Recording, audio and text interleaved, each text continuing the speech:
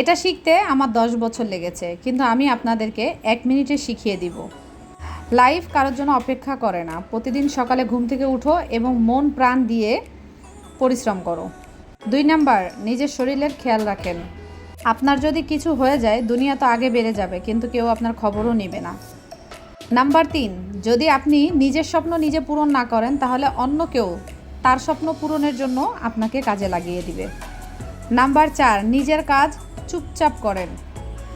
খুশি থাকলে বা খুশির সংবাদ নিজে একা একা পালন করেন। কিছু মানুষ অন্যের খুশি নষ্ট করে মজা পায়। নাম্বার 5, নিজের চলে যাওয়ার সময়ের ডিসিশনের উপরে আফসোস করো না, ওইটার থেকে কিছু শিখো এবং লাইফটা আগে বাড়াও।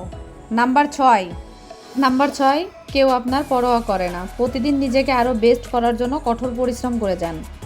নাম্বার 7, ওইসব লোকদের অ্যাভয়েড করেন যারা এই লাইফ কাটাচ্ছে না যেটা আপনি কাটাতে চান। নাম্বার 8, নিজের ইমোশনকে কন্ট্রোল করেন, কারণ ঠান্ডা মাথা লাইফে যে কোনো প্রবলেম সলভ করতে পারে।